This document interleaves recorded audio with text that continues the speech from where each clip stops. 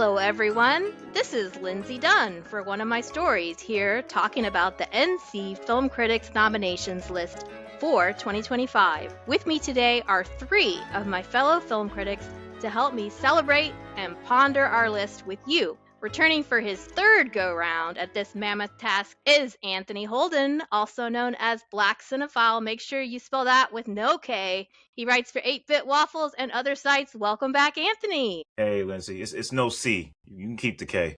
I've been here 3 times, and she doesn't remember that.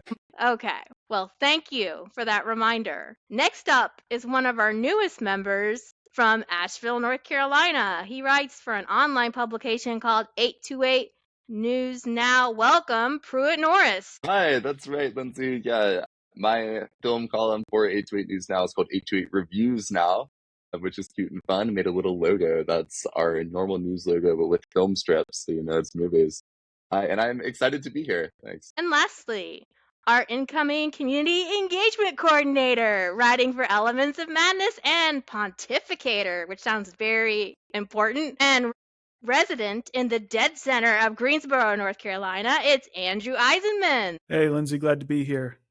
Let's talk about some movies. Excellent. And I'm Lindsay Dunn from the eclectic and complicated Durham, North Carolina. So, we have a lot to get through. Today, our full list of nominations was released in the wild.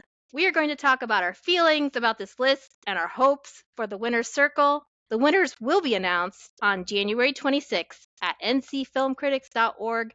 That's ncfilmcritics.org. You can find updates on Twitter X or Blue Sky. I refuse to call it X. I'm just calling it Twitter X for now. So, our first category is Best Narrative Feature. Here are our nominations: Frankenstein, Hamnet, It Was Just an Accident, Marty Supreme, No Other Choice, One Battle After Another, Sentimental Value, Sinners, Train Dreams, Wake Up Dead Man, A Knives Out Mystery, and Weapons. So, Anthony, I'm going to come to you first. What are your thoughts about these noms? I mean, this is just a very stacked list. I love the diversity here. You know, we got horror, we got drama, biographical drama-ish or speculative biographical fiction. I don't know what to call Hamnet. It's a nice list. You know, seeing something like Sinners and Weapons and Frankenstein being considered for best narrative film in the year is kind of a revelation, actually. You know, horror films aren't usually nominated for things, so it's good to see those films being nominated here. Anything that I'm pretty much gunning for here, I mean, No Other Choice and One Battle After Another have been high on my list for this year. So those are the ones in this list I see taking it, but it really could be anybody's game. Yep. How about Pruitt? What do you think? Yeah, speaking of micro trends inside our list, I think it's really cool that we have multiple international features this year, which I guess speaks to what Neon did to get all of these in our hands by buying everything they possibly could out of Cannes. But fortunately, that has resulted in a bunch of really good movies. Between Sentimental Value, No Other Choice, and It Was Just an Accident, which is one of my absolute favorites of the year. I think it's magisterial, and I'm really excited to have it in this list of nominees. And Wake Up Dead Man. I'm thrilled to see Wake Up Dead Man on this list. I think those movies are fabulous. I am bummed that they're usually relegated only to screenplay or the rare ensemble category. And so to have it in our best narrative film here, I am just positively thrilled. Mm-hmm. And Andrew, what do you think? Well, first off, I think it highlights the strength of film this year. You know, about halfway through the summer, we were kind of like, is Sinners and One Battle After Another it? And at the end of the year, I feel like there's 6 or so forever films. The number one for me is It Was Just an Accident. I am putting my bullet in. It is going to be a film we talk about 50 years from now. I think it is absolutely incredible. But it was made in secret, financed independently. There's several films on this list, such as Train Dreams, that are financed more independently and then picked up by bigger distributions like Netflix, who also is represented here, as with standard studio product like Wake Up Dead Man, which is fantastic. But we have, I think, more variety between studio and independent than we thought we were going to have at the beginning of the year, which I thought was really special. All such great comments. One thing I wanted to point out as well was the 3 international features. I feel like that is very unusual. And I agree that Sinners and One Battle are definitely seem to be the heavyweights that I've noticed almost every film critic and every film critic group has those two movies on their list. Wake Up Dead Man is probably the most outside the box one, other than, and Weapons. Probably those two. Train Dreams is a beautiful meditative film. There's quite a wide variety in tone in the type of movie and experience you're going to get. I think the main thing I was surprised is that it's like this is 11 movies, right? Yeah. Has our list ever been that big before? Well, usually it's 10, but there was a tie for that Wow. 10 spot, so that's why we got 11 movies this year. And there are actually 5 categories, I believe, that we had 6 because there were a lot of ties, and we had to count those ballots a second and in some cases a third time to verify. Do we really have this many ties? So I want to I say think this here. yeah. No, I got you. I want to say this here and now, and I know it's embarrassing for me because I'm the only black guy on this panel. I haven't seen Sinners yet, and I know we're going to talk about Sinners a lot tonight, but I just want to put that out there. I wish I could give my input on it. I haven't watched it yet, so I'm gonna just be nodding and agreeing with you off GP. Like, they sent it to us like 3 ways. What are you waiting on, man? Dude, I'm like you, man. I had a lot going on. We have 11 nominations. It's not just about Sinners.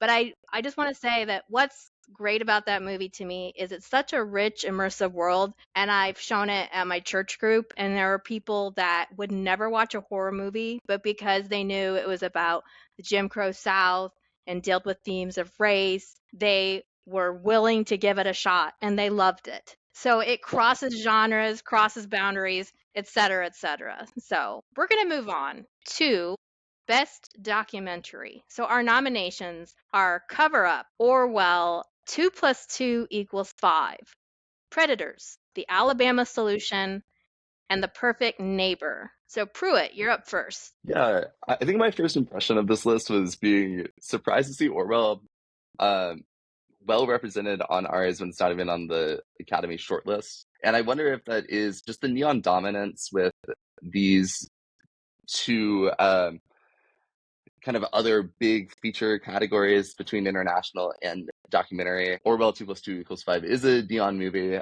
but I am, like Anthony with Sinners, catching up on a few of these, but I did love The Perfect Neighbor so much. I thought it was an incredible, just act of restraint directing that movie. It is almost entirely the opposite of something like a Ken Burns doc, where instead of having talking heads and reenactments and American flags waving in the wind as Ken Burns delivers incredible narration over the movie, it is just entirely body cam footage, more or less, with a couple of security cameras sneaking in there in places. And I just found that approach of just letting the footage speak for itself as almost the purest kind of documentary, where it felt like a video essay almost, but by just the punctuation. That was really cool to me. So I'm rooting for it, unless I wind up loving Cover Up. Who knows? We'll see. All right, thank you for that. Andrew. Well, Prue, I think you are going to love Cover Up, which is a really big film for me. One of my side writing and research obsessions is the Vietnam era. I think Vietnam is expansive and kind of the poison at the heart of a lot of what's going on today. You know, the fact that they got journalist Seymour Hersh, who, if you don't know, is the most important investigative reporter outside of the Watergate team in the 70s. He is absolutely crucial to shaping our historical politics, election outcomes, and just our understanding of the role of government. And to get him to sit down at all, and then to have the access that they have with him, is absolutely astonishing. You know, there's a lot of films that cover serious topics, but Cover Up is really about the conspiracy of consensus that works at all echelons of government and media and just any institution with power. I think it's a really special film. I am absolutely thrilled it's in the award race. And I do think it's a little crazy that this is a Netflix film, given the consolidation that they're attempting in Hollywood this year. But hey,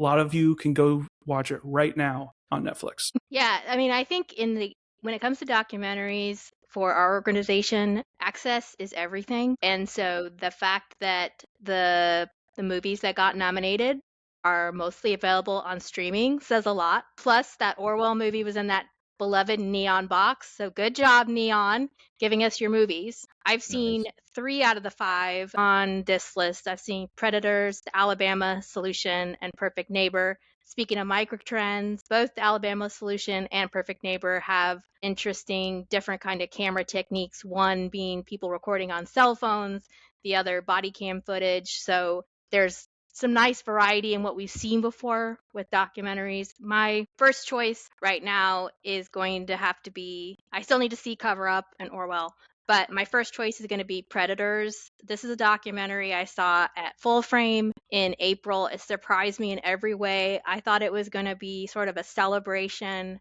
of reality TV, and I couldn't have been more wrong. It was a very subtle, almost condemnation of that, highlighting people's addictions and just the proliferation of it in the media, with not only doing the show, but then how it's inspired other people to do even more wild and crazy things for views. And it's just a documentary that makes you think. And I think that's what we all need, is documentaries to make us think. What do you think, Anthony? Yeah, well, same as you, Lindsay. I've seen 3 out of 5 here. I still got to see Cover Up. The way Andrew just references that, gave me a full, uh, glowing recommendation to watch that film. I do want to see the Alabama Solution too, but I've seen Perfect Neighbor, Orwell, and Predators. Perfect Neighbor is like the most innovative documentary. I love the way they filmed it using like mostly just the body cam footage. I like what you said there, Pruitt, about referencing Ken Burns, and I think creativity, deserves a spotlight. So I really like the way they made that film. Very emotional. Orwell, 2+2=5. Raoul Peck, definitely a thinking man's filmmaker. I love the way he, takes the Orwellian themes from George Orwell himself, quotes him, and then compares it to the times we're living in now, and definitely gives you a lot to chew on. It's not for everybody, but I would definitely recommend it. Perfect Neighbor is the most inventive, but I'm secretly pulling for Predators because when I walked into it, y'all, I'm a big To Catch a Predator fan, like to the point where I quote some of the people who have been caught on the show, like the one-liners and stuff, so that when I finally saw the film and I saw how the film kind of like challenged the show itself and the exploitative nature of it, I said, okay, like Lindsay said, yeah, it made me think a little bit. And I love the final conversation between the director and Chris Hansen, where they both have their positions and they both have their justifications on why they believe why they think what they think in regards to the show itself. But I like the way the film kind of like leaves you like, thinking, like Lindsay said. So that's kind of like my secret pick there. I think Perfect Neighbor is going to take it because it's the most inventive, but Predators was no slouch to me. Sometimes when I see things that engages something I really, really love, but takes a more critical bent to it, it can cause some like pretty major soul searching. Have you been experiencing that since watching Predators? Since you were so close to it? No, I mean I'm still a fan, but I like the points.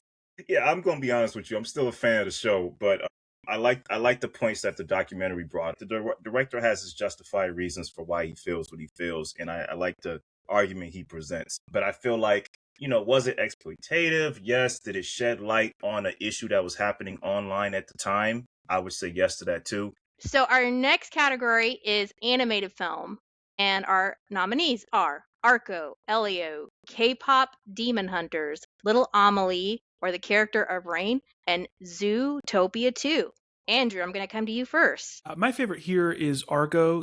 I love K-pop Demon Hunters and I love Zootopia 2. I think they're great times, but I think Arco, which is kind of like a French sci-fi time travel children's film inspired by the Ghibli style, though done in 3D animation, is so sweet, so lovely, and just a really, really excellent product of this artistic wave that we've had from Japan in the last 30 years or so. I thought it was. Yeah, I've seen 3 out of the 5. I've seen Arco, K-pop Demon Hunters, and Zootopia 2. I really want to see Little Amelie because the images look gorgeous. So I think I'm going to love that animation once I watch it. K-pop Demon Hunters is, of course, a cultural favorite that is a phenomenon. I watched Arco last night in preparation for this podcast, and I had a strange reaction to it because I thought, hey, on the one hand, this is a fantasy story that's about robots, but on the other hand, it's about 2 kids that basically ruin everybody's life because they're very selfish and impetuous. And I don't know if I want to condone that behavior. Children, obey your parents. So I think this is a great example of why I'm sort of out of touch when it comes to animation, because I thought, oh, really, you're going to steal that? You probably should have died in the first 10 minutes of the movie. But I did like the story. Once I got into it, it was sweet, a sweet fantasy story. And I feel like I need to watch the other two nominees before I can make a call on this beyond that. Lindsay, I'll be so curious how you respond to Little Amelie then, because that's about a 3-year-old girl who thinks she's a god. So not exactly, paying attention to the parents. All right, Anthony, what do you think about these animated films? Do you think children should obey their parents? Within reason. But yeah, obviously, yeah. I've only seen one film on this list, and it's Elio. I have to catch up on these. I liked Elio for what it was, but I've been hearing strong things about K-pop. I like the first Zootopia, so I don't doubt I wouldn't like the second one, and I got to see Arco, but I've only seen Elio. Yeah. Pruitt. Yeah, so I actually love this slate. I really, really like these movies all quite a bit, but my probably pet favorite would be Ilium. I think that its celebration of those 50s sci-fi movies, but done through the Pixar tear-jerking lens was really fun. And it was a birthday movie for me as well. So it's like that 28 years later, I have like a little sweet affection for being June movies. But no, I think if people can find copies of Arco and Little Amelie or The Character of Rain, I think they'll love them. But like you're saying, like access is so huge. And I hope that the public does get access to those two movies at some point because they are fantastic. Great. So our next category is Best Foreign Language Film, and our list is It Was Just an Accident, No Other Choice, Sentimental Value, The Secret Agent, and The Voice of Hin Rajab. This is a very packed category. There are some surprises of films I thought would be nominated, but none of these are a surprise. If nothing else, I might expect this would be another tie category. I just feel like there were a lot of strong contenders this year. My top two choices on this list, for very different reasons, are The Secret Agent and The Voice of Hin Rajab. The Secret Agent, because I really just loved the cinematography and how it was shot. It's a noir crime drama, and it was a little confusing to watch it because it's going through different time periods. It's a non-linear story. So I had a little difficulty following it, but I found it very gripping and sort of a universal crime drama that I think crosses cultures very easily. The Voice of Hin Rajab is one of the most devastating movies I've seen in several years, and it's based on a true event that happened in a call center. And we talked about creativity. It's got actors that are acting as characters that are interacting with a phone call that's actual recorded. It's very creatively done. The ensemble cast is fantastic. And again, I just think that's a important story that needs to be told and that people need to watch. So, Anthony, what do you think? I've seen everything here except The Secret Agent. Again, definitely on the list. This is a great category. The Voice of Hin Rajab. Again, like I said earlier, I love inventiveness. I love creativity when it comes to crafting a film. Like even if you're telling a familiar story or familiar true story, but in a different lens. I like how it gave me a Paul Greengrass type of feel to it, and I mean that as a compliment. I really enjoyed it. It was sad, but I liked the way it was made. I liked how it gave respect to the true story using the real cause as a framing device. It was just an accident. Great film all around. I like sentimental value. It was very sentimental. I like the acting from the three main actors, but no other choice. I mean, Park Chan-wook. I mean, he just hasn't disappointed me. This film, he just did his thing as a director. He nailed it. The lead actor, he was terrific, and that's probably my strongest choice here. There's no other choice for me, but no other choice. Right, Pruitt. Yeah, I think what I was struck by with each and every one of these movies is how they're all a little weird in different ways, in that they defy their premise and they buck against conventionality and a couple of really fascinating methods, whether it is that sort of weaving of narrative and performance that is The Voice of Hin Rajab. And I think what was so surprising to me about that movie was when it's not even just the phone call, which is haunting and effective and heartbreakingly sad, but also the footage of the people who were there in the room is sometimes incorporated in creative ways, like on a cell phone, that the director or whoever will hold up while the performers are like acting it out, or sometimes they'll cut out the sound of the actors' voices and replace it with the voices of the real people on the call. It's just it's a blend, like something I've never seen before. And I think there was a lot of debate when we were putting these nominations together about what even to categorize it as, because it has that documentary, true, real feeling to it, which I think is just incredible. But The Secret Agent is one of my favorite movies of the year. And speaking of weird, there's a sequence in that movie with a disembodied leg hopping through a park, and it's from the leg's point of view, and it's not really extrapolated on. It's almost entirely like a realization of a sensationalized headline, and they spend 3 minutes on it. And I think that that is a movie that is incredibly indulgent. It is 2 hours and 40-ish minutes long, which is a long time to sit inside the world. But when the world is so impeccably constructed, I think every second of it's worth it. Like, you really feel transported into 1970s Brazil. And I love the other movies too, but The Secret Agent, like between Sinners and The Secret Agent, you have so much to look forward to, Anthony. I'm really excited for you. Andrew. Yeah, well, we talked about it earlier, but I just want to shout out that 4 out of 5 of these films are Neon films. In fact, if you look towards the Oscar race, it's very possible it's going to be 5 out of 5, given that Surratt is really big for them. Now, I was very thrilled to see the voice of Heinrich make our list here. It is one of my favorite films of the year. I think it is the best looking film of the year. I think what they are doing with making what is essentially a call center look visually dynamic and engaging is one of the most difficult things a director attempted this year. I think of 2 shots in particular. There's a shot where they're using top-down lighting to create the image of a skull on one of the workers' faces, and it's reflected in the glass of the monitor while the waveform of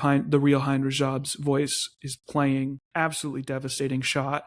And then they're also doing other fun techniques as well, such as there's a double reflection in a hallway between 2 panes of glass, and an extra walks between the panes of glass, and it changes which person we're looking at without a focus rack. It's just by changing the light. It's absolutely incredible. It's a great film, but Sentimental Value is the film that personally moved me the most this year, and is probably the film I will go back to the most out of this year. I think it's kind of been forgotten this awards season. There's been some people are quite allergic to it in the discourse. I think it's absolutely wonderful. I think it's better than the director's previous film, Worst Person in the World. I think it's an all-timer. We're going to move on to Best Director. We have Paul Thomas Anderson, One Battle After Another, Park Chan-wook, No Other Choice, Ryan Coogler for Sinners, Guillermo del Toro for Frankenstein, and Josh Safdie for Marty Supreme. Anthony, you're up first. Okay. Love Ryan Coogler. Still got to watch Sinners. So I'll start off with Josh here. I like how Josh Safdie navigates the story of Marty Supreme. You know, you're following an unlikable character, you know, shooting for the moon, right? Kind of in the vein of Good Time and Uncut Gems. So I like the way Safdie navigates that story as a director. He definitely keeps the high octane energy up. You know, he's locked in with Timmy. Timmy is locked in with him. Very good directing. I like how Del Toro definitely adds his gothic visual flair to Frankenstein. It's kind of the story he was meant to adapt since the beginning of his career. So I love how he definitely owns up to the challenge on that film. Paul Thomas Anderson directing, my favorite director, directing his most commercially successful film to date, his most expensive film to date. Let me put it that way, and that's a compliment. He navigates Leo, Sean, Tiana, Regina, that whole cast well. You know, he uses his big budget to with his skills, with his caliber. And I love the set design and everything in that movie. It's a movie, I don't know how to describe it to people, but I say when you watch it, you're locked in. That's the best way I can describe One Battle After Another. I got to give it to No Other Choice. I mean, Park Chan-wook, the way he handles his transitions in this film, the way he navigates comedy, drama, tension throughout the film, I think is just masterful. And then he just leaves you with something to chew on with the final shot of the movie during the credits. I think Park Chan-wook is my number one choice here, but they're all great. I think that this is Paul Thomas Anderson's year in so many ways. I also love PTA's movies, Anthony. I completely am with you there. And One Battle After Another might be my favorite. I love Phantom Thread, but what he's able to do in keeping that story moving, both emotionally and with the pacing, I think is just unparalleled. And that's another long, long, long movie. It's 2 hours and 40 minutes, but you don't feel it at all. And Tiana Taylor's only in it for a third, but her section goes by in a flash just because you're so engaged. And that's not even to mention that incredible finale with the hills. I've never seen anything like that before. Maybe this side of like Steven Spielberg's Duel, which is a TV movie from the 70s. And the fact that he was able to make something that felt like a roller coaster ride, both as a movie and as a visual object, man, I've never seen anything like it. I think to me, it is the best directed movie of the year. Andrew. Yeah, I want to shout out that Guillermo del Toro aside, this is a category that's really rewarding the most entertaining directors of the year. Like, this is a very pop list, and it's just absolutely thrilling. From One Battle After Another, Sinners. I mean, Marty Supreme is just an injection of adrenaline from Safdie that I think is great. I think it's awesome. But Park Chan-wook is my guy. All right, like this is top 3 guys for me out of all the guys and all the gals directing films. I love Park Chan-wook. All right. And, you know, I think there is a level of complexity that he brings to his direction that stands above the rest. Part of that is his history as a film critic. I think he is more high-minded about how he employs technique, which is fascinating because he is really an entertaining director. He's a sicko. You know, some of those films are absolutely twisted. Yeah. But he's always, even his darkest films, except for maybe Stoker, are really funny. And so is this one. And so he's bringing a lot of humor. He's bringing a lot of thrills. He's a very relevant satire to anyone who works a job right now. Will have some feelings about this movie, which is about killing your competition to get a job, but also what he chooses to put in frame. What's in a frame is connected by time and space, and that's the building block of film. But what he's really doing with crossfades in this film is also bringing in to frame what is connected by theme, which is something that is more painterly, something you see more in animation. I think it's actually quietly groundbreaking what he's doing in his crossfades in this film. One of the best of the last few years, I think. I agree that everybody on here is amazing. I will say that I did not expect to like Frankenstein. The buzz around it was not great. And I watched it and I thought, whoa, I really like this movie. And I'm going to shout some things out about it a little bit later. But my top director on this list is going to be Ryan Coogler for Sinners. The director needs to have a vision that they execute in every aspect of the film. And I agree that all of these people did that. But Ryan Coogler, for me, took it this year because I love the world he created and how he even put things in the background that came onto the screen for just 2 seconds that became a mini movie almost. Having the indigenous tribe show up, that could have been a movie by itself. And then you had this grocery store run by the Chinese family, and it's like 2 stores across the street, one serving black customers, one serving white customers. He fully fleshed out this world with these little details that are in the background. They're not even the forefront story that is driving everything. Just excellent. I couldn't ask for more. It's just an immersive experience from top to bottom, and I've never seen anything like it. So we're going to move forward to actor in a leading role. Our nominees are Timothée Chalamet, Marty Supreme, Leonardo DiCaprio, One Battle After Another, Ethan Hawke for Blue Moon, Michael B. Jordan for Sinners, and Jesse Plemons for Begonia. And Pruitt, you get to start. There is one person that matters more to me than any of these other guys on this list, and that is Ethan Hawke in Blue Moon. I am so happy to see him on this list. I think he is transcendent in that movie. I'm sitting below Ethan Hawke as we speak. Here's a poster before Sunrise on the wall behind me, which came out, in 1995. 3 decades later, he's still putting out just amazing performances, and I think the Blue Moon might be him at his absolute best. Timmy's great. He's going to get an Oscar. Happy for him. Leo's great. He has an Oscar, happy for him. Ethan Hawke has never gotten his flowers in the way that I think he deserves. I think this movie is the most deserving of that. I also love Richard Linklater, and I think he's a great writer of dialogue, and I think that the way that Hawke performs that dialogue is unparalleled. Those are my actor takes. So shout out Amy J and Jesse Plemons. Those are two of my guys in any other year. And Andrew. Well, I'm going to start with Timothée Chalamet in Pursuit of Greatness. All right, just killing it. I thought he was fantastic. DiCaprio, I think it's some of the most complex work he's done ever. I think it's great. Michael B. Jordan, killing it in 2 roles. Clemens, I've met that guy. Okay, like I have met the person he's playing in Begonia. I've had to work with that guy. I thought it was astonishing. I think it's terrible that he has not been more lauded through the whole award season. But Ethan Hawke, man, it's his year. Like between Blue Moon and Lowdown, he is just reminding the world that he is one of the best actors working, and he should be respected. Both roles, I think, are notable for how catty he is in these movies, which is very much like bringing in more of his off-camera persona, which I think is significant in how directors are thinking about him and employing him at the moment. Because he plays always a leading man, always a witty man, but he is an unstoppable word vomit in Blue Moon. It is so astonishing. I think it's technically impressive. I found it incredibly moving, and it is the character that made me the most sad this year. I thought he's fantastic. You're making me feel sad now. Okay. I was like, oh yeah, it was sad, wasn't it? I will say that was also, it was fun that I could talk to my dad about that movie because he's into composers. And so we were talking about, the guy who wrote Blue Valentine. Do you know who that guy's name was? And so I've seen everything on this list, thankfully.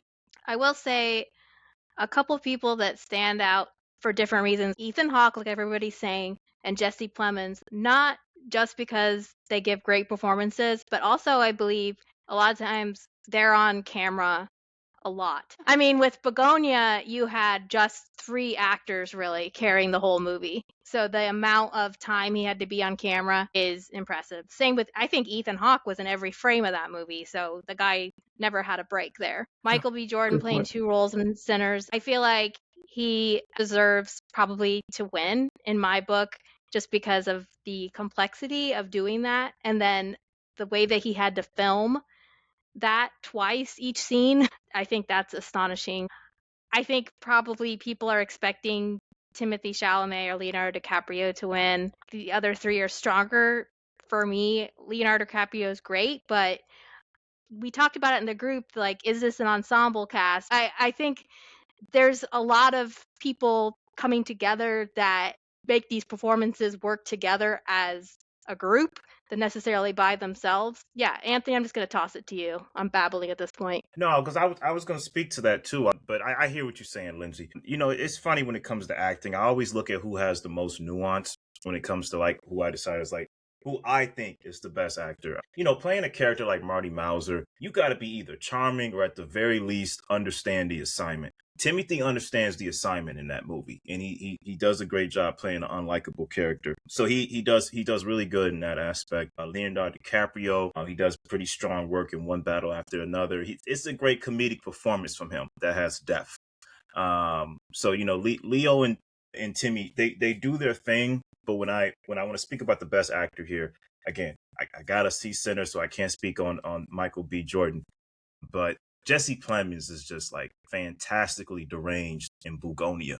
Like the way, like there's one shot alone towards the end where his eyes just can't stop moving in a shot, and like Emma Stone is talking to him, and it looks like 1,000 thoughts are going through his head. And the way Jesse Plemons just sells that in just one shot alone is like excellent. And I like Jesse Plemons because he seems like a cool guy, but he's a cool guy that knows how to play the most deranged people, kind of like William Dafoe. You know what I mean? Or play the most strangest people. Now, all that being said, I gotta say Ethan Hawke is my top choice here. I mean, I see a lot of nuance in Ethan Hawke's performance. I see a lot of like this cast is no slouch. You got Margaret Qualley, you got Bobby Cannavale, Andrew Scott, but he is the main guy that you're following the whole time. And the way he just like sells the emotion, sells the comedy, the witty comments, the snarkiness of being like this composer that has done great work, but you feel like he needs more. He should have more adulation. And you got somebody that's passing you up. You got somebody got the new kid on the block that you're longtime friend is now working with, and then you look into the deeper depths of this person. He's a drunk, he has problems. Ethan Hawke sells it all. He sells heartbreak, he sells confidence, he sells cockiness, he sells hubris. He's the man. I mean, I'm with you, Pruitt. Ethan Hawke is the man, and this film He's right the here man. cements that he is the man. Yeah, Ethan's my top choice. Yeah, I sort of passed over Timothy, but one thing I wanted to say about him is usually I have a hard time enjoying movies that have an unlikable main character, and I enjoyed the movie in this case. And also, he is the master of the crying face. Like the last shot where he's, Great I'm man. like, call me by your name. It's like What? that The guy can Tears just for Fears cry. ending? Yeah, you can just cry, and he's like on the camera, and that's talent. All right, actress in a leading role. We have Jessie Buckley for Hamnet, Rose Byrne for If I Had Legs, I'd Kick You, Chase Infinity for One Battle After Another, Jennifer Lawrence for Die My Love, and Emma Stone for Begonia. Andrew, you're up first. Yeah, I think the most interesting thing about this category is how different a leading role each of these is.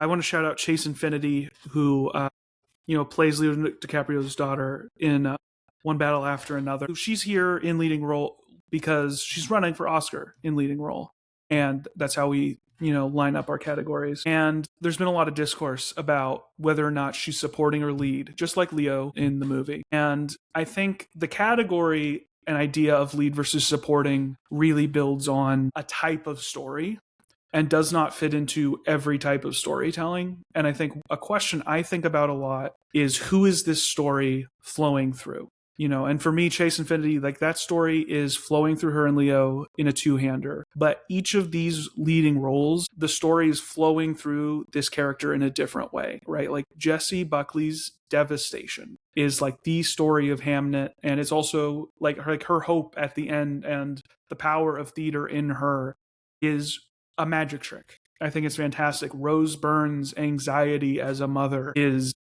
and just being stuck in her head for the whole time of that movie is astonishing. Jennifer Lawrence doing a very similar thing from the different end of the spectrum, right? That is much more about being caged by the husband as opposed to the child. I think it's kind of undersung because she's going up against Rose Byrne, who I think does outshine her with the skill of the performance. And then Emma Stone, that whole movie is about whether or not she's an alien or not. Emma Stone, she makes you wonder, is Emma Stone an alien? It's like, she's won so many awards. I don't really think she needs the nominations, but she's here because the work deserves it. It's pretty astonishing. There's just this one shot where she's like, her head is just at the bottom of the frame. She's looking up at Jesse Plemons. I was like, that's not a person. Like, that's not like not the character. I was like, Emma Stone, not a person. That's Phil. That's what it is. That is an invention of the screen. It's quite something. But I think Chase Infinity, all of these are really showy roles, and she is doing something that is so tied to genre for this type of heroic character that we would usually see as a male role, right? If you think to the Lego sequels of the last 10 years, this would typically be a male role. And I think she's really, really good. And she's my pick for this year. I think she's fantastic. Okay. Yeah, I was wondering which one was your choice. So thank you for saying that. Yeah, this is an interesting category. I had such a nice long conversation with Pruitt in the Slack about two of these performances, being Rose Byrne and Jennifer Lawrence. And I'm like, I can't take any more mental health mothering stories. It was too much to watch these movies in one weekend. I still felt that way. And this drives home my point about unlikable performances. I didn't like either one of these people, and I had a really hard time with enjoying watching the movie, because it was like a train wreck, and that can be fun sometimes. Again, maybe it's because I watched them too close together. I agree that Chase Infinity did a great job. I think it's more of a breakthrough for me than a best actress in a leading position. Emma Stone, interestingly enough, it was in the press release that this was her 5th nomination, I think. And I'm pretty sure that anytime Emma Stone's in a movie, she's going to get nominated for NC Film Critics. I think everybody just loves Emma Stone from our group. But my pick is going to be Jessie Buckley for Hamnet. Hamnet was not even close to being one of my favorite movies of the year, but I did agree that she did a fantastic job. She was a fully embodied character in that movie, and we could follow her emotional journey, so that she's the one that's going to take it for me. So, Anthony, what do you think? Same thing. Looking at nuance here, there's definitely different nuances with each of these actresses here. I think Chase definitely holds her own in one battle after another. I would call it a breakthrough performance. Honestly, she definitely handles her own in that film with that great cast ensemble. Rose Byrne is terrific, and if I had legs, I'd kick you. I've been watching her since Damages. I don't know if y'all remember that old FX show. But definitely strong acting work from her in that film. Jessie Buckley, very devastating. And I thought I heard somebody say something. Jessie Buckley is very devastating in Hamnet. She does great, devastating work. Jennifer Lawrence, I like how in her performance of Die My Love, it gives echoes of like Gina Rowlands and A Woman Under the Influence. So like, and that's a compliment, because that's one of my favorite performances ever. She does really strong work in that film. And Lynn Ramsey, definitely knows how to direct, emotional character devastation. But look, I gotta say, Lindsay, the reason Emma Stone gets nominated so much, I mean, similar to what I said by Ethan Hawke, I mean, she's that woman. She's that one. The performances I've seen her in recently, Poor Things, The Favorite, I mean, Emma Stone is just that one. And this one, I know she's been nominated a lot. I gotta hand her the ball. I gotta give her the championship ring. I mean, she just brought it home in Bugonia. It really left an impression on me out of this whole list here, and everyone's great. Emma Stone's my number one pick. All right, Pruitt. Yeah, you alluded to it earlier, Lindsay, but I am such a fan of unlikable narrators and characters. It is just in sharp contrast, just one of my favorite things to watch somebody that I hate so much and I'm so transfixed by. I think it's amazing. I would like to talk about Die My Love a little bit first.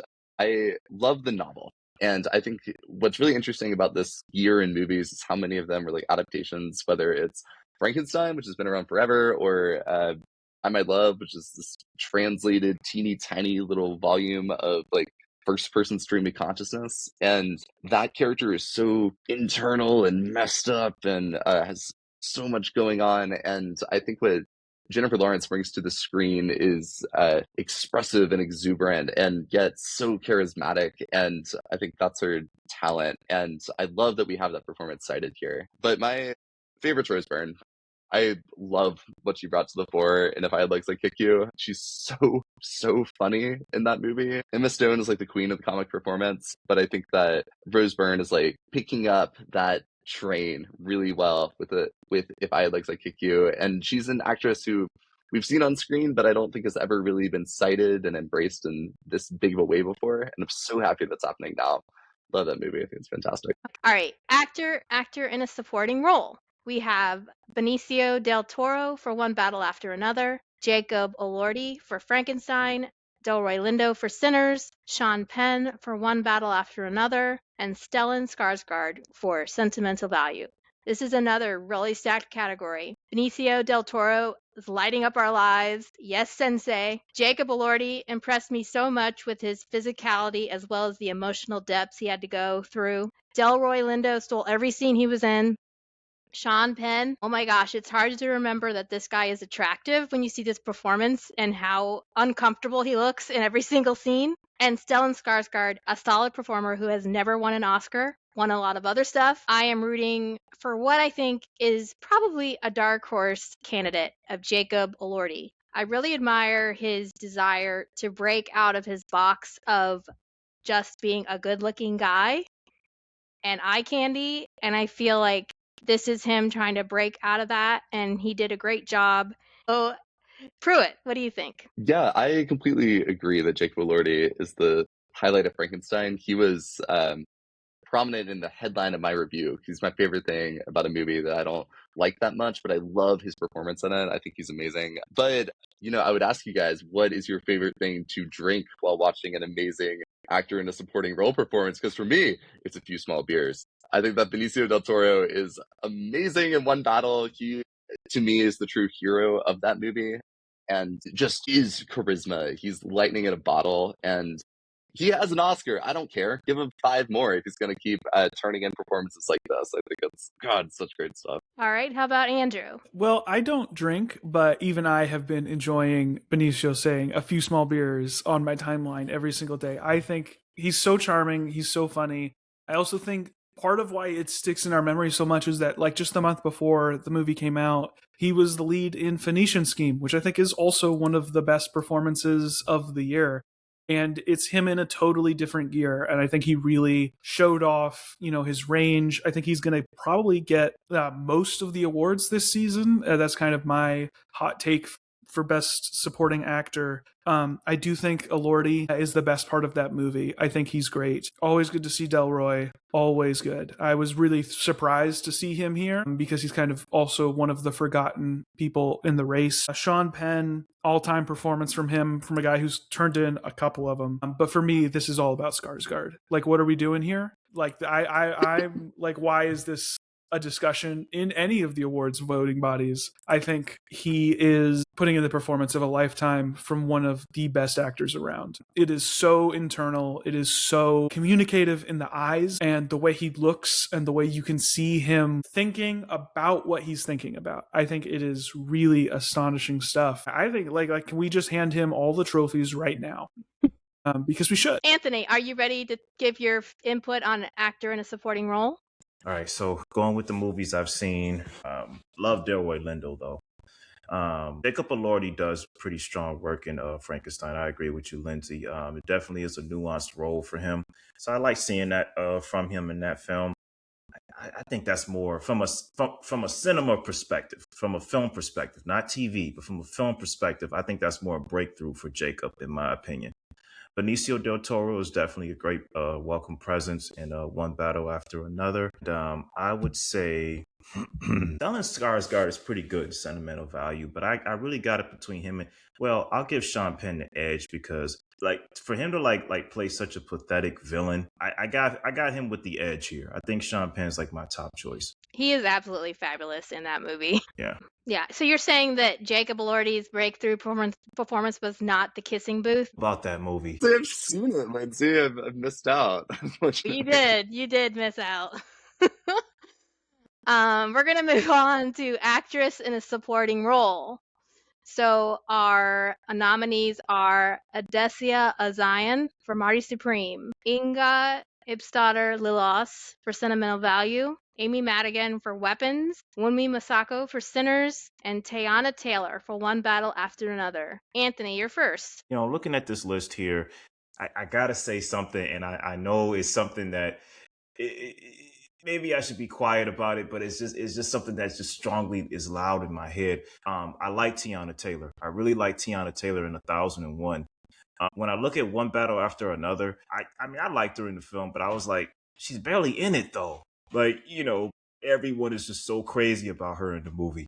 And I was like, I've always kind of like stayed quiet on it. I was like, I mean, I'm happy for her, but I was like, she's barely in the movie. But, it's cool. Odessa Azion and Marty Supreme is, she matches well with Timmy. Again, it's another unlikable character, but she matches well with him in the role. I think she puts in a strong performance. I really like Inga and Sentimental Value. She really has the most quiet performance here and very nuanced as well. Like when you're dealing with Stellan Skarsgård and, Renate's character and even Ellie's character, she's definitely the most balanced, grounded out of everybody. And when she has a problem with something, the film makes you listen because, that's the kind of quiet, but large presence her character has.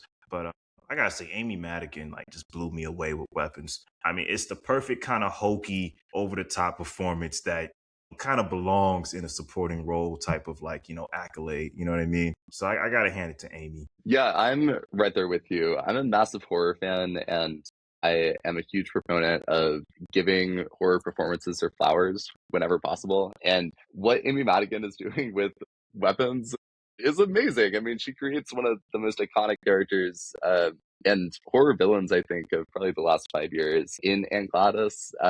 she's so scary and off-putting, and her makeup is helping for sure, but even in the scenes when it's just her sitting there, not even saying anything, just the menace that exudes off of her scary little witch woman is awesome. She's so great. But I'm delighted to have Wonmi Masaku in our list as well. That's a performance that has not been cited as many places as it should be. She's so good. She's like the heart and soul of Sinners, and I'm happy to have her on the list. Yeah, Amy Madigan is my favorite. Andrew. Yeah, so just to go off of what Anthony was saying, Tiana Taylor should have an Oscar already. I remember I was sitting in the theater with one of our peers, Christian Jessup, watching the trailer for 1001, and it is the only trailer performance to ever. We looked at each other, we both had tears welling up in our eyes. The only trailer performance I think that has ever done that for me. I think she's incredible.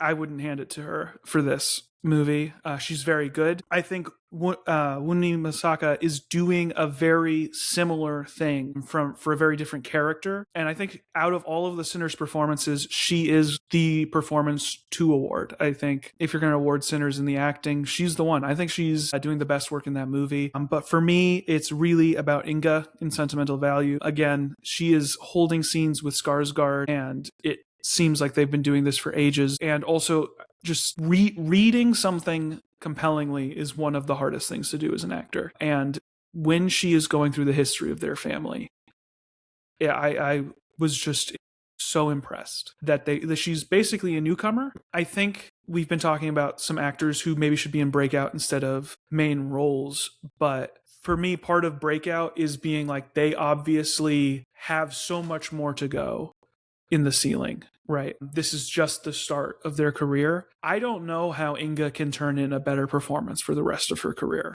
because that is a better performance than most actors will give in their career. I think it's really special. And I think it's going to be one of those things we look back on with that movie 10 years from now. And we're like, how were we not raving about her in that movie from the rooftops? I think what we have to remember about this category is the actress in a supporting role and actor in a supporting role. And I didn't say this for actor, which I should have, but I just thought of it as I'm looking at these categories and also listening to you guys talk, is that perhaps the role of a supporting actress or actor is to help the lead actor or actress bring out their best performance. And so then you have to look at who's working in tandem with the leads the best and sort of brings out the best in that person. And I think the two on this list that do that for me are Dessa, who does that with Timothy Chalamet and Marty Supreme, and then Inga in Sentimental Value, who's going against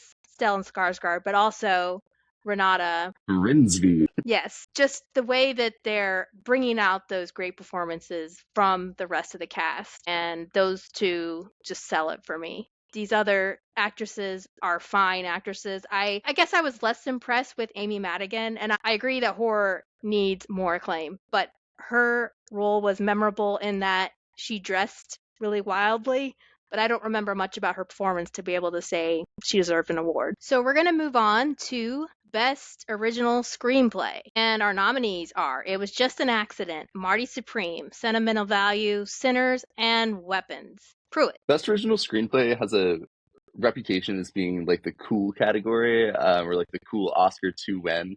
And for me, this is where I would slot It Was Just an Accident. I love the performances in that movie, and the direction from Panahi is just astounding. But that final speech and the structure that is mirrored between that final section and the very beginning is just like screenwriting bliss. I love it so much. I think that's one, exactly what you were saying, Andrew, 50 years from now, you can go through it with like a fine tooth comb and still be like snagging on cool, interesting gems in there. And of course, like the production around it's astounding, but even if you just read through it, it's novelistic, it is moving, it's deeply funny in places and horribly sad most of the time. And I would love for Panahi to get some recognition. He was not in Best Director, and I think that he's going to get edged out in Best Narrative Film, and so I think this would be a really wonderful place to reward him. Mm-hmm. Andrew. So when I think about what makes, a Best Picture versus Best Screenplay versus Best Director. With the Best Original Screenplay, when you think of the film's tone, when you think of the film's vibe, its message, how much of that is coming through on the page versus how much of that is from the music and the performances and the score. The two that really stand out to me would be Weapons and It Was Just an Accident. And both of those are translating, a very personal pain from the author in the way that I feel the other movies aren't. Zach Kreger has talked about his writing style at length. He's a very intuitive writer. He doesn't structure until after the first draft, which is, I think, pretty insane for how Swiss Watch his movies function. And, he talks about processing grief through the process of writing that movie after losing one of his former collaborators. And I think that's what really sticks with me about Weapons, is that its mystery is solvable, but also it really isn't. Some people call the AK-47 nightmare heavy-handed, but I think it's one of the best things that happened in movies this year because it's about school shootings, but it's also about so much more in that moment than just the American crisis around that weapon. There's so much in the script about dealing with death without facing it head first the way a drama does. I think it's fantastic. But It Was Just an Accident is doing the same thing with Panahi's personal experience. And you can just feel like, before you have to do any interview, that he has met these people.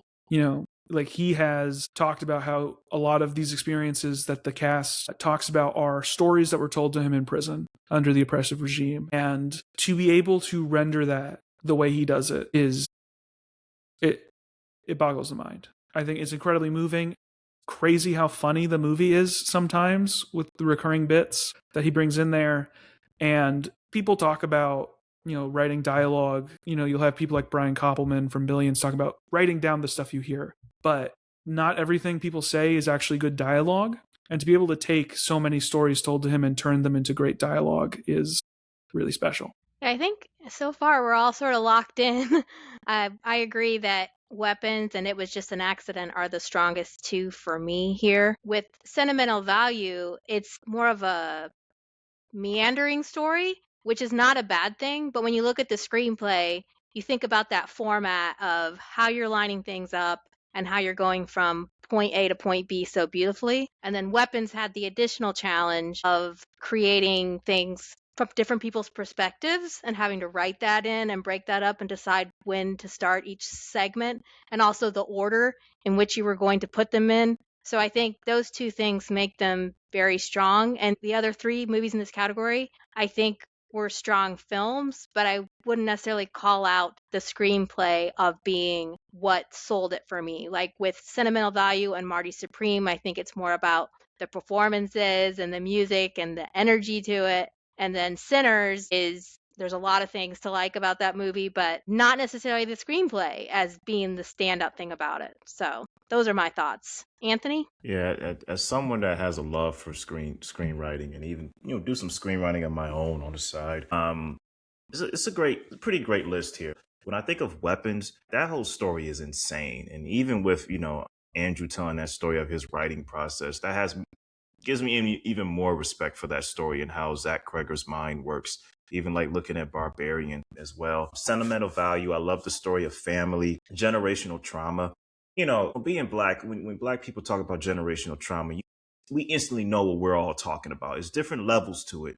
But like when you look at generational trauma and like different families and different ethnicities, I love Sentimental Value and how it talks about generational trauma within this specific family and their specific dynamic. And I feel like the film is honest with itself. Marty Supreme, again, another pretty good Chase the Moon story, even though it's just my biggest gripe with it is that the character is so unlikable. But you can have an unlikable character. It's just that I talked about this in our Slack. I said there has to be some redeemable thing to the character. And it was hard for me to see that in Marty Mauser, but I like the dynamic of how crazy that story gets. It's a classic Safdie brothers movie. But I got to say, I look for like the best crafted story. And I got to say, It Was Just an Accident. The way things unfold and how each character has their own specific personality and nuances, the witty dialogue. With most revenge stories, I say the only predictable thing with the movie is that, and this is just with all revenge stories, I knew how it was going to end, but it's like I liked how it got there. I like, the surprising revelations with most characters, the great monologue in the end, pretty powerful stuff. Like I really enjoyed that script. I didn't know what I was going into. I barely read the synopsis when I first watched it. I just know it won the Palme d'Or. A lot of people talked about it. I said, let me see what this is about. And it took me for a ride, man. I really think It Was Just an Accident is a strong script.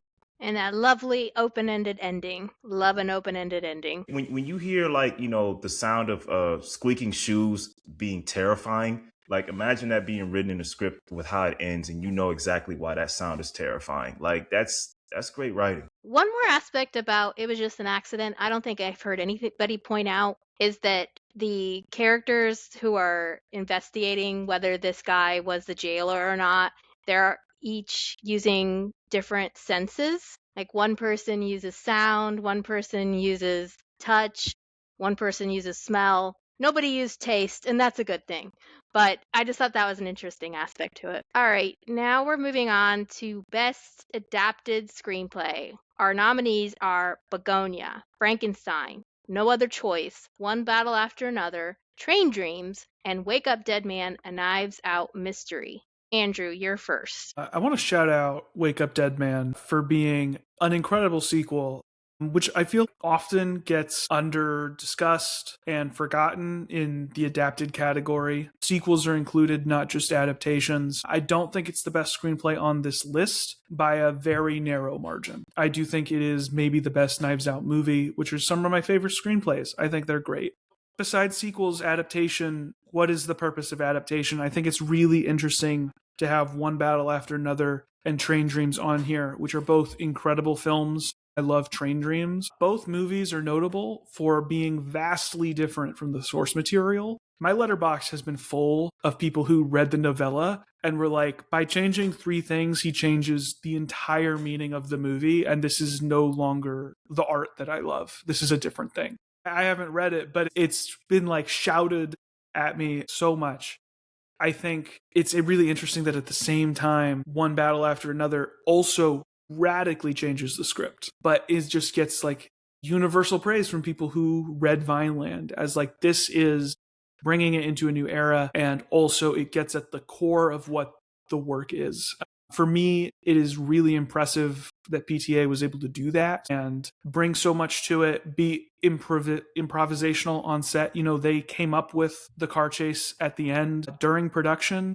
Most of Sensei was improvised, but to still hit the core of the work they're adapting, I think that's really impressive. That's my pick for best adapted screenplay here. But, Begonia, Frankenstein, No Other Choice, they're all great films. Yeah, I have a hard time with this category sometimes because I feel like to give this award, you need to sort of understand what the source material is, even if you haven't read it, but to know how it's kind of different, if it is different. I'm one of those people that doesn't think it needs to be a faithful adaptation, but it's about how you adapt it to make it a movie that works. So even if it doesn't match, I'm okay with that. But the 2 screenplays I want to shout out would be Wake Up Dead Man, maybe because I am familiar with what it was based on. I like how the journey they took us on from that first Knives Out movie to the second one and the third one, and the surprise of kind of setting it in a church, the different characters they created, and the way that they have with each film, but I know we're talking about this one specifically, they sort of connect it to something happening in the culture or themes and things that are going on. I think that's very creative. And the other one would be Begonia, just because from a screenplay perspective and how that all plays out, it refers back to the beginning and everything connects together really well. So those are the 2 I want to shout out. How about Anthony? Yeah, this is so I'll say this. With Wake Up Dead Man, I like how it's not necessarily a eat the rich film like the other 2 Knives Out films were, and I like that. I like how he goes, all right, let's go in a different direction. Let's tackle faith, let's tackle that, and let's tackle corruption within the world of faith, within the church. So I like that. The thing with me and mysteries though is that the solution, like to who done it, can be so contrived sometimes, and it's like that with this film too. But I like how Rian Johnson definitely keeps things fun and entertaining and and powerful in some moments. So I like that with Wake Up Dead Man. Train Dreams, I don't know the source material that well, but it does feel like a film that takes certain elements from its source material and just like kind of in a Terrence Malick like way, and I mean this as a compliment, just lets things flow as they are. It just like kind of moves with the soul of the story rather than the details of the story. And I feel like that there's some creativeness to that from a writing standpoint. Frankenstein, I like how Del Toro adapts Mary Shelley's story. It's been adapted so many times. I wouldn't say it stands out to me, but I tip my hat to Del Toro making what seems like his dream film. So I tip my hat to him on that front. I'm really stuck between Begonia, No Other Choice, and One Battle After Another. Adapting Thomas Pynchon is not an easy feat. I'm not a fan of Inherent Vice, but when I initially heard it, this is going to be another Thomas Pynchon inspired movie, I said, oh no. But I really like this movie, so it looks like, I don't know. I might read Vinland because of that. But I like this film, and I like the way it ties in each character and like passes through time. And it really doesn't feel like, a long movie. Begonia, I love each of the three characters, motivations, how things play out. But I gotta give the edge to No Other Choice. I mean, the way No Other Choice plays out with his main character, his journey, his comedic, emotional journey, his complex journey, how his kid ties into it, his wife ties into it. And just, anybody can relate to a story about losing your job, and there's something you got to do to get rid of the competition. I don't recommend killing them, but you go through desperate things in your head. I give a slight edge to No Other Choice here. Okay, Pruitt. Yeah. Similarly, Lindsay, I love having some sort of relationship with what's being adapted. When I think about this category, that is probably to me why this is a category of 5 really awesome screenplays. I'm not crazy about Frankenstein. No, Victor, you are the monster from Del Toro. That's really tough stuff. But I think that Wake Up Dead Man is probably my favorite of the Knives Out screenplays in its thematic explorations. I think that the original Knives Out is the sharpest, pun unintended, but Wake Up Dead Man, from what it's tackling with faith to deceit to trying to reckon with your past and start over again, I think is really fun, and also to the spirit of the Knives Out movies. So we are constantly reckoning with what's come before with Knives Out and Glass Onion. It's starting again fresh and new, and I think what Rian Johnson does there with this one is startlingly impressive from a sequel standpoint. But it's one battle after another for me. This screenplay is amazing, and I love it. It's almost, I'd be taking up too much air that could be spent just reading and poring over that. So that is where I would give the trophy. All right, moving right along to Best Score. We have Begonia, Jerskin Fendrix, Marty Supreme, Daniel Lopatin, One Battle After Another, Johnny Greenwood, Sinners, Ludwig Göransson, and Train Dreams, Bryce Dessner. Okay, this is really difficult because on the one hand, Ludwig Göransson is my guy. Tenet, Oppenheimer, Black Panther, I mean, come on. But the score that is on repeat at my house and has been since I saw the film is Mr. Johnny Greenwood for One Battle After Another. To be diplomatic, I do need to sit down and listen to Begonia more carefully. Marty Supreme, I love the frenetic energy of that score, but unless some mountain shift, I'll be voting for Johnny G. How about Anthony? Yeah, this is really hard. Yeah, I'm sure Ludwig did a great job, and I'll check it out. Train Dreams, that score didn't really like sit to me as memorable too much when I remember seeing that film, but I gotta say, so Begonia, okay, I'll do this. Marty Supreme, Daniel Lopatin, I love his work with the Safdie brothers. He has a very very moody type of soundtrack that's like, it's basically vaporwave, if you know what vaporwave is. But I like how he adds that sensibility to their films, and I love the score of Marty Supreme. I think it has like certain moments where you feel the rise of something great happening, or the rise of greatness, with a little bit of a threatening tone to it, if that makes sense. One Battle After Another, Johnny Greenwood and Paul Thomas Anderson, again, just like I said about Daniel Lopatin, even with Ludwig and Ryan Coogler, it's a great meeting of the minds when his work is heard in Paul Thomas Anderson's films. But Begonia's score really left a impression on me. Just to the orchestra, the opera voices. It really feels like something epic and bad is about to happen. And watching that in theaters, I can imagine that score being very powerful. So I give the edge to Begonia. Hey, Pruitt. So it's worth noting we are recording this in the afterglow of the Golden Globes, which did not broadcast the Best Score award for some unfathomable reason, and Sinners won that. And so I'm going to justice for Sinners' score. I think all the attention in the world should be paid to what Ludwig Göransson did with that movie. Just the combination of instruments and time periods. I mean, it's all summed up in the "I Lied to You" scene, which to me might be the movie scene of the year, and the score is a huge reason for that. I'd love One Battle, I'd love Begonia's music, but I think Sinners is transcendental. And if you weren't a Ludwig Göransson believer before seeing this movie, I think it's hard not to after. All right. Well, that's to you, Andrew. I'm gonna be honest, I can't tell you what the Begonia score sounds like. I saw that movie. I love that movie. Music's in and out. I remember what it felt like for the final needle drop at the end, but I can't tell you what that score is like. I was really surprised to see it here. Similarly, Train Dreams, I don't really remember it, but I did get the chance to see that in a theater properly. I can remember what like the final piece of score felt like in my body, so it's at least memorable in that way. Marty Supreme, I think in most other years would be the best score favorite. I think it's really just tough luck for Marty Supreme in a lot of ways that it's going up against the films this year. Sinners, I think it's the strongest in a category we'll talk about later, Best Original Score, or Best Original Song, not Best Original Score.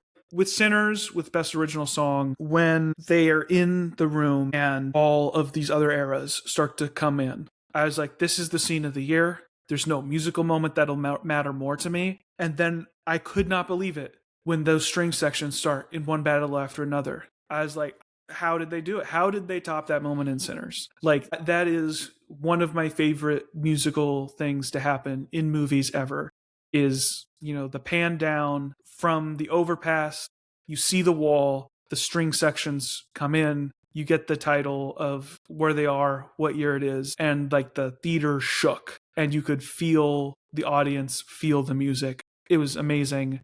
I think it's easily the best score of the year is One Battle After Another. All right. Directorial debut.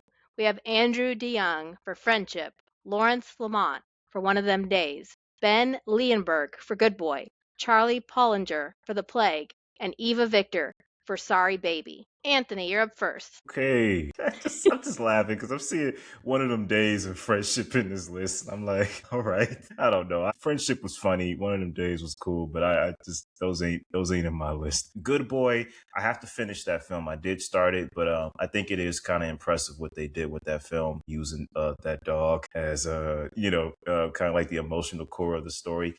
It's pretty impressive. Eva Victor, pretty strong debut with Sorry Baby. I love the way she navigates that story, how she goes through each of the events that happen with titles for each of the sections with no irony. But, I feel like Eva Victor had a strong debut with Sorry Baby. I got to hand it to Charlie Pollinger for The Plague.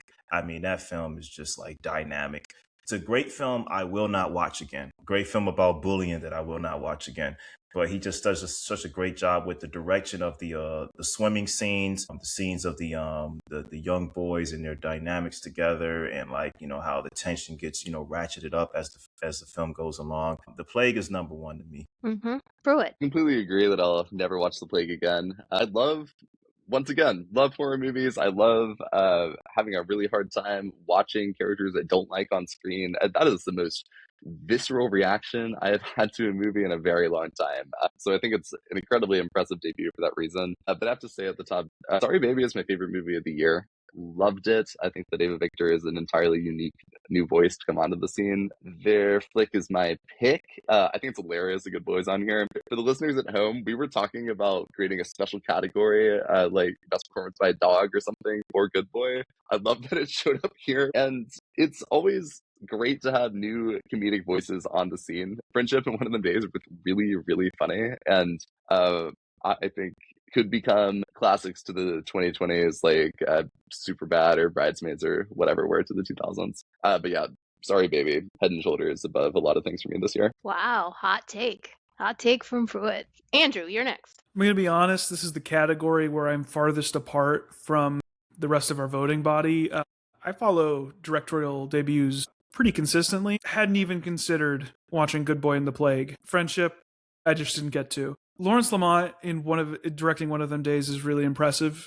First time filmmaker. I think they'd done music videos. Don't quote me on that, but they're really not around in the way that I know Andrew DeYoung was before that he made this movie. And with Friendship, One of Them Days, I was just really impressed how successfully he made the studio comedy formula feel fresh and solid. But going off of what Pruitt said, I think Ava Victor is the breakout discovery in every breakout category.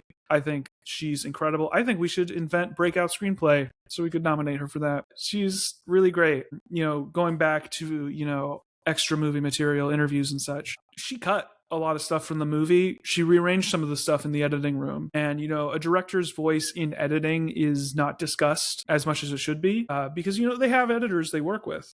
But being able to make that call for your first screenplay, right? Like, she didn't really write screenplays before she made this movie. She was doing Instagram comedy stuff. I think like doing like stand-up and improv things. And knowing how to cut something out and keep the shape of what you want, get your message through. I think that's really, really impressive. As well as like acting in the movie as you're directing it when you're doing your first directorial debut. That's so much work that you have to have so much confidence or, just willpower. It's really great. Okay. Well, Andrew, you absolutely do need to watch The Plague. Good Boy is a very fun horror movie, but I do think I like that movie a lot, and I was terrified for Indy.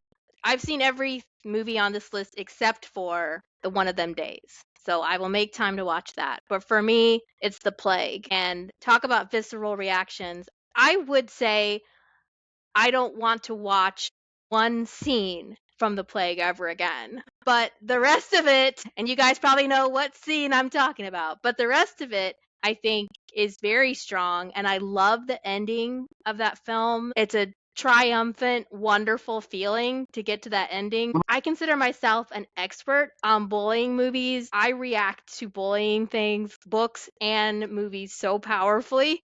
So this was right up my alley. Charlie Pollinger, you're taking it for me. All right, best breakthrough performance. We have Odessa Azion for Marty Supreme, Miles Caton for Sinners, Chase Infinity for One Battle After Another, Jacoby Jupe for Hamnet, and Eva Victor for Sorry Baby. Well, maybe I can guess how this will go, but let's see. Pruitt. Yeah, as much as I love Ava Victor, this is actually Miles Caton for me. It's so close. It's like, how many places can I nominate Ava Victor? I'm like, Best Picture, Best Director, Screenplay. Oh, okay, but Best Picture, great. Miles Caton, having never been on screen before, he sings, he acts, he is holding his own against not just one, but two Michael B. Jordans. He's just such an electric force. I hope we get to see him in movies for decades to come after this.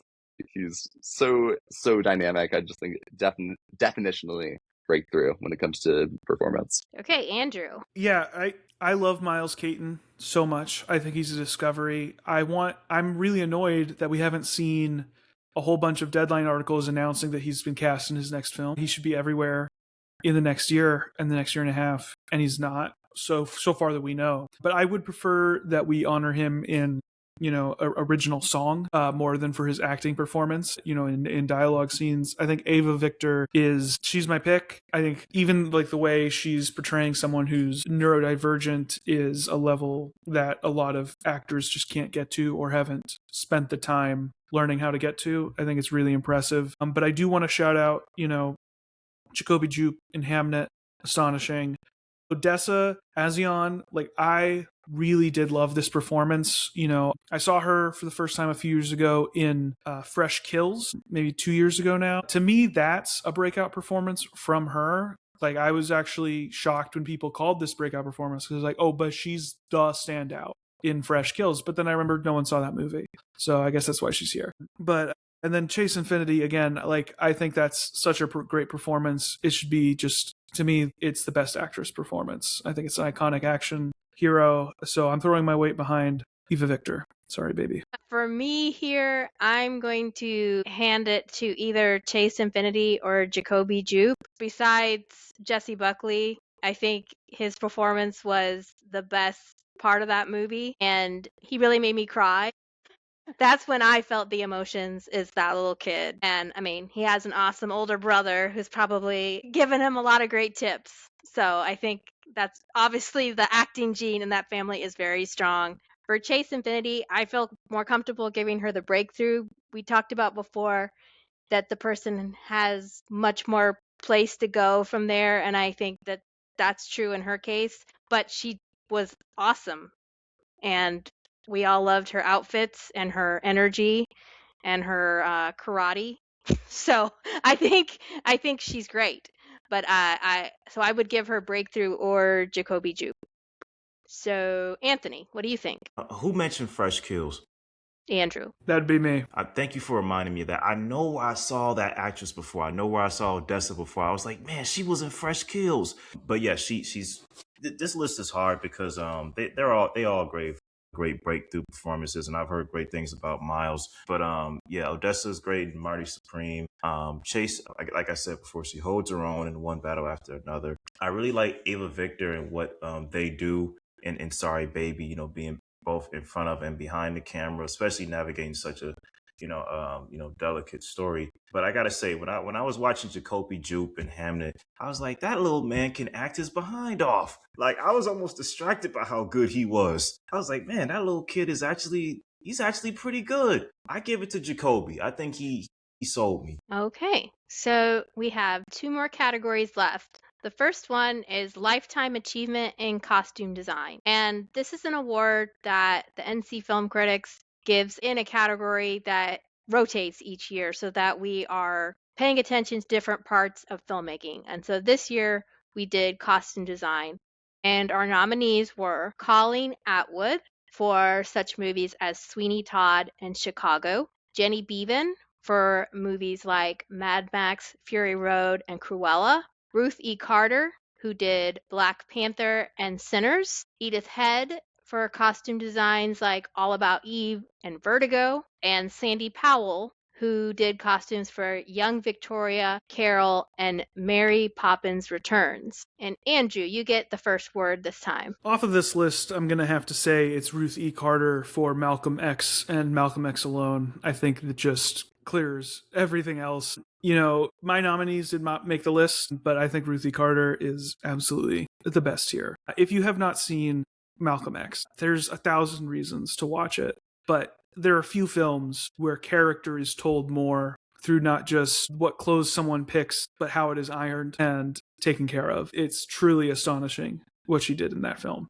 All-timer. Okay, for me, I absolutely adore the work of Edith Head as somebody that is started my movie love of movies from watching Alfred Hitchcock. That stands out to me, but personally, I would prefer to give this award to somebody who is still alive, and for that reason, I'm rooting for Jenny Beavan. She was the first person that I nominated because I really appreciate people who can create clothing for futuristic worlds. And I think that is so challenging. And so seeing that she put together the costumes for things like Mad Max, Fury Road, and Furiosa really stands out for me. Like, I was checking, one of the things I checked was, oh, who did the costumes for The Fifth Element? That would have been somebody else that I threw out there.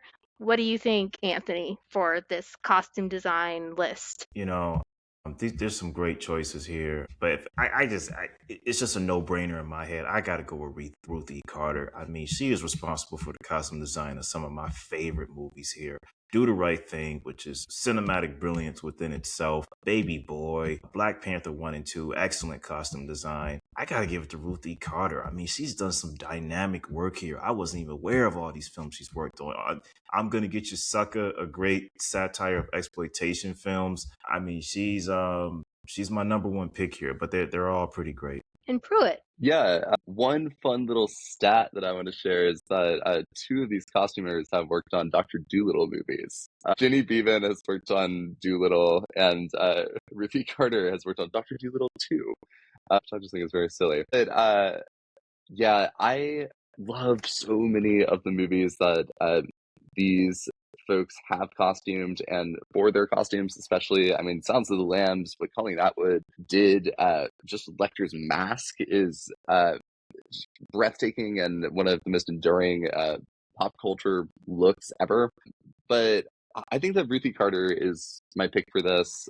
Costuming the superhero, I think, is a really tricky task. And a lot of those characters have such enduring looks. They've been around for decades, and being able to interpret that stuff and then redefine it entirely for a new generation, I think, is harder than it looks, and she makes it look effortless. And that's not even to mention her work with Spike Lee, which is great. So yeah, Ruthie Carter is what I'm going for here. Okay, great.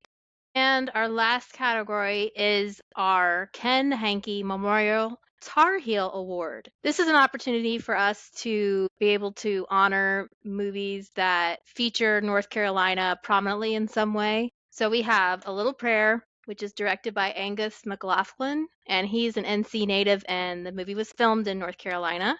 Christie, which is filmed in North Carolina. I Know What You Did Last Summer, the latest one, which is set and filmed in North Carolina. Roofman, which is set and filmed in North Carolina, and The Problem of the Hero, which celebrates North Carolina's literary and artistic heritage. I have seen 4 of the 5.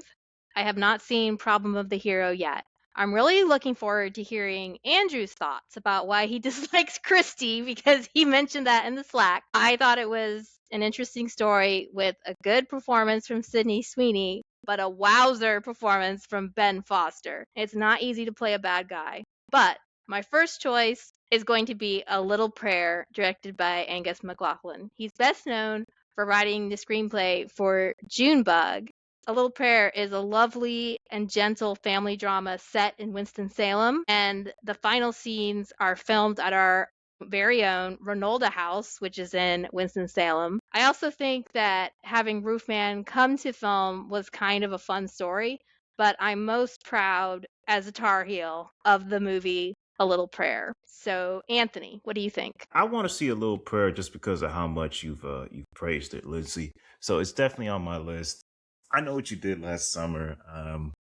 I'm good. Roofman was pretty fun, and I like, I could see some of North Carolina in that film too. Like certain locations I noticed, I said that's that place, you know. So I think Roofman is a strong recommendation here. Christie, I thought the movie was fine, but as far as like, giving it like the Tar Heel Award, I wouldn't go for that specifically. So I'd say so far I'm more leaning towards Roofman. Roofman is also one of my just most pleasurable watches of the year. It is far from my favorite flick or anything like that, but Channing Tatum, Kiki Dunn's taking out into Toys R Us in Charlotte. I mean, it's pretty undeniable from a North Carolina perspective, but it is so funny to me that I Know What You Did Last Summer. I saw this nomination and was just dying laughing. My fiance is a massive movie person as well, and we were doing her film ranking for the year, going through everything she'd seen.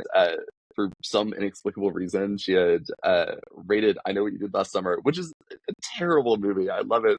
It's so much fun. She gave it 4.5 golden stars, and we were just cracking up at that, doing the ranking and watching it sink lower with that super high rating in her letterbox list. Christie, I'm kind of ambivalent about.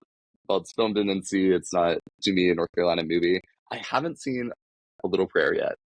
Really want to. To me, that feels like it's exuding the most Tar Heel energy out of everything on this list. But I think based on my passions here and feeling the most seen as a North Carolinian, I think it's got to be Roofman. All right, and Andrew. So I think what I said in our Slack was that if you nominated Christie for this award, you were committing cinematic malpractice. I greatly dislike that film. Boxing films are like my favorite genre. I grew up on Rocky. I've seen Rocky so many times. One of my favorite films, flaws and all. And I thought Christie was not only inert, but it was inert because they did not like the story they were telling. Like I do not think they were engaged with it.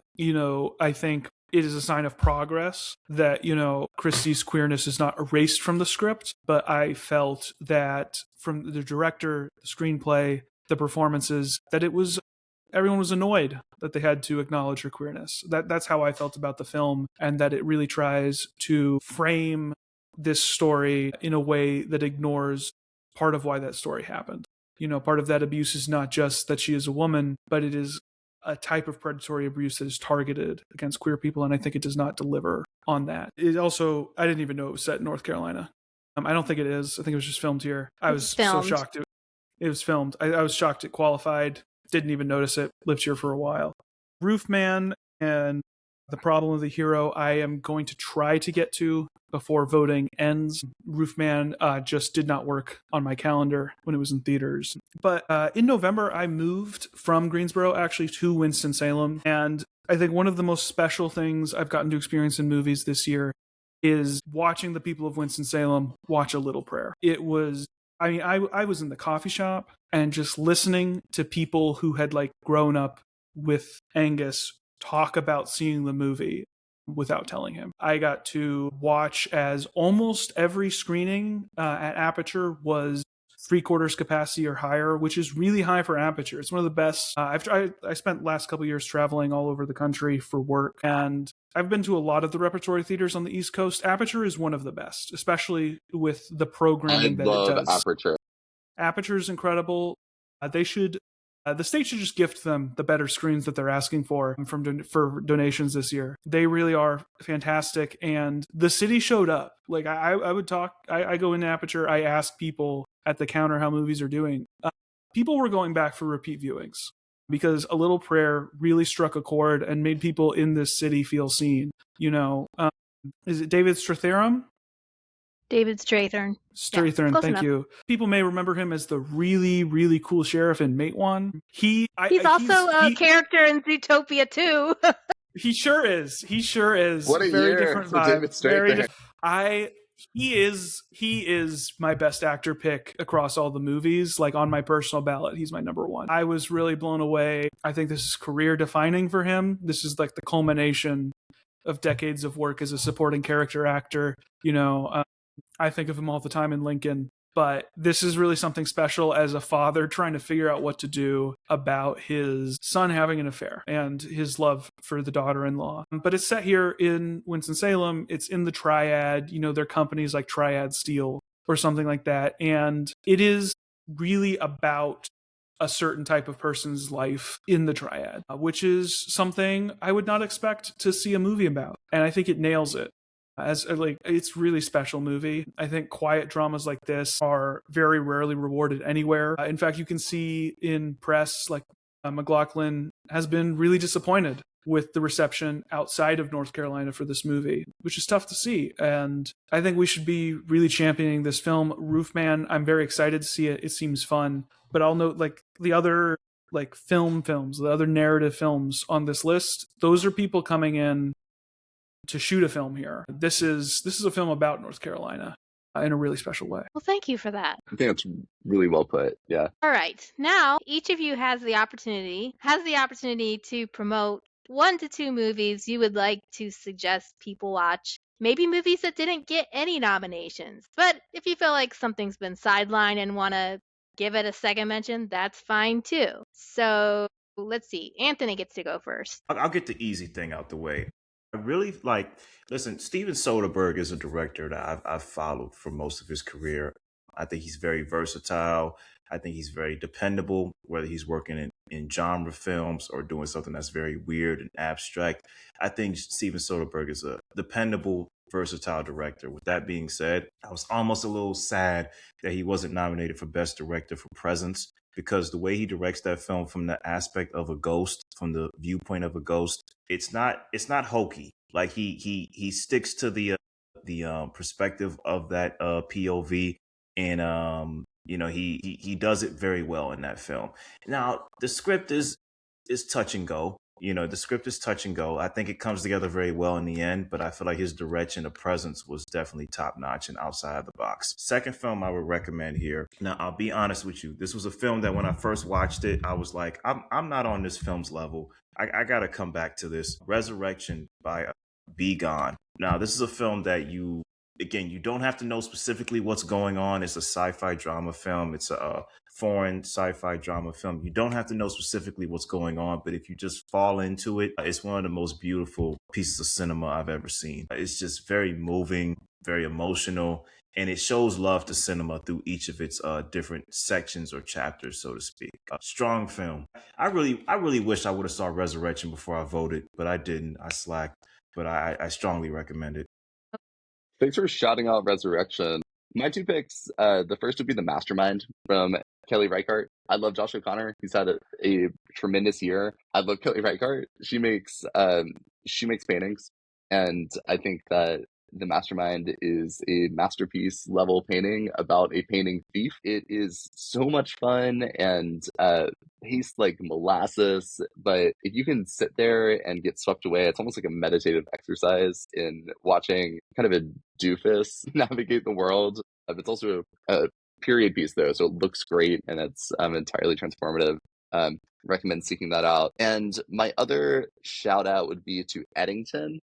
I think that the Ari Aster project is something I'm very invested in. I love how hard he goes into societal critique in all of his movies, but I think I haven't been as shook watching one as I have been by Eddington. I think that the final shot of that movie, which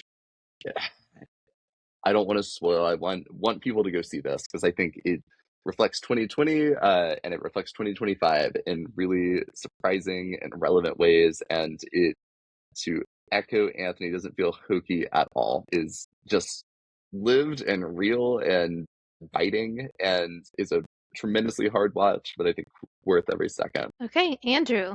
I want to start off by shouting out Dogs on the Sendero, which no one's seen, and people should. It screened, I think, 2 years ago now at the Reel to Reel International Film Festival in Kings Mountain, North Carolina, towards Asheville, towards you, Pruitt. Michael Flores is the director. He's also the star. I understand why no one's seen it and why it had trouble with distribution. It's a hard pitch. This is a coming-of-age dramedy about an adult, a 30-year-old, experiencing a coming-of-age story after his wife and fellow teacher is killed in a school shooting. Films about school shootings are really difficult. We talked about Sinners a little bit, or Weapons a little earlier, touching on that, but it's like a third rail. People don't want to see movies about it. He goes on a road trip. It is about the school shooting. It's also really not. It's mostly takes place on this road trip in a van with him and his dog, Rosie, who gives maybe top 2 dog performances I've ever seen in a movie, which it's beautiful. It made me cry. It's really funny. And that's the magic trick of the movie, is that he delivers something heartwarming and funny out of something so tragic. He doesn't undercut it, but he really knew what he was doing. I think he works as an electric and grip on movies before directing. That's, I think, still how he pays his bills. Is one of the most efficiently made indie movies in a long time. It finally released this year through an indie distributor. It's on Amazon Prime. It's on the Roku channel, and I believe it's doing a tour on Tubi. It's really, really something special. And then the second film I want to talk about is my beloved Ephus. I first saw this in Ad Aperture in like March or April, and I thought, oh, that was nice.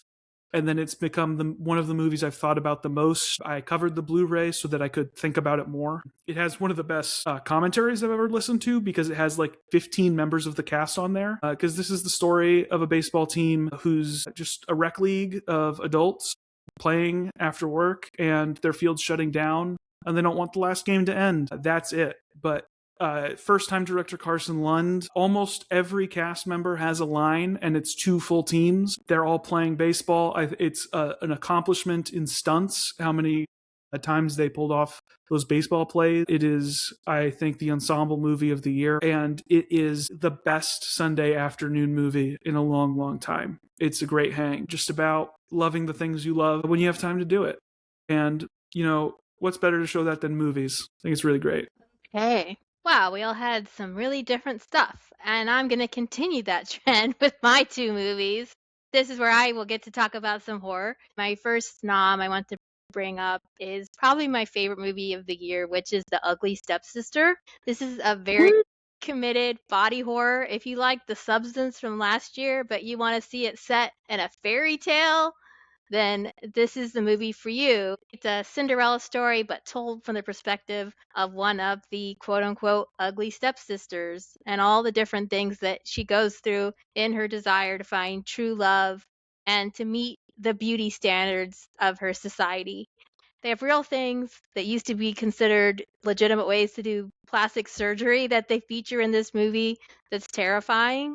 But although there's a lot of ugly stuff that happens to this girl, there's also a subtle story of empowerment in the background that happens with her sister, because this ugly stepsister has a sister who is finding her own path away from the standards, and she's quietly going through her own journey on the side and perfectly happy to find her own way that isn't matching what society wants her to be. And I think that's absolutely beautiful. So it's terrifying, but there's a really nice message about the bond of sisterhood at the same time and finding your own contentment.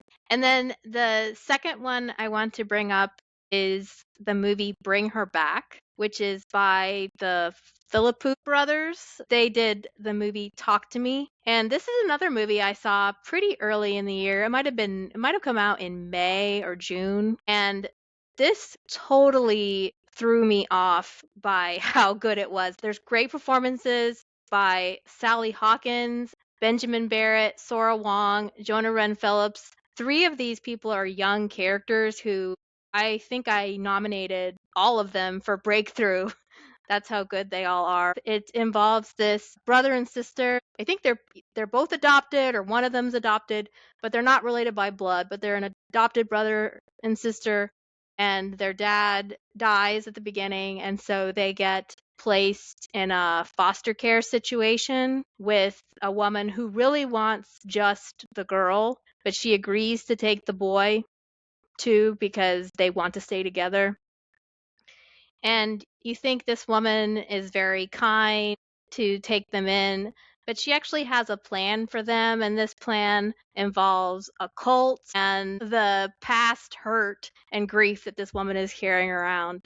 And the way that it all happens is very terrifying, satisfying, and creative again. So that's one that I will shout out. It's called Bring Her Back. All right, so we did it, guys. We did it. We got through. Woohoo! We Now, this is not the full list. I'll tell you where you can find that in a minute. But before we sign off, we are going to allow each of our fabulous guests, thank you guys, to promote themselves and their channels so you can know where to find them. So let's go ahead. Andrew, can you start us off with that? Yeah, you can find me at Andrew J. Eisenman at Blue Sky. That's Andrew J. EISENN. So it's like Eisenhower, drop the Hower, add the man. I contribute at Elements of Madness. It's my primary writing. But I am slowly rolling out pontificator.org as my new label. We're working on it. We're figuring it out. I write reviews. I interview. It's a good time. Okay, how about Pruitt? Yeah, I am a full-time journalist for 828 News Now, based in Asheville, North Carolina. I write reviews under the 828 Reviews Now series on that site. So if you like my writing about movies, you can also read my writing about crime or the weather or whatever else you can find on that site. But it's about a review or two a week, and that goes out in a newsletter and whatever else too. You can find it all on 828newsnow.com. And Anthony. Hey y'all, you can find me on Instagram and Twitter at just Black Cinephile. Again, drop the C in black. Do not drop the K. Don't listen to Lindsay. Don't drop the K. But yeah, you can find me on Instagram and Twitter. I primarily write on 8bitwaffles.com, and like Andrew, I also contribute to elementsofmadness.com.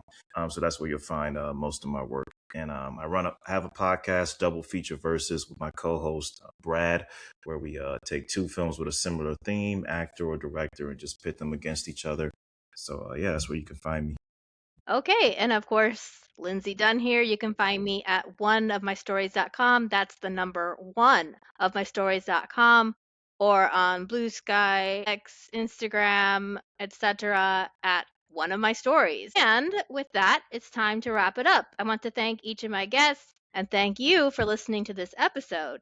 as mentioned before, stay tuned for our winners announcement on January 26th at ncfilmcritics.org. That's ncfilmcritics.org. On that website, you can also find our members list, how to join, and previous year's awards. And with that, we bid adieu and happy movie watching in 2026. See you. Bye. Bye.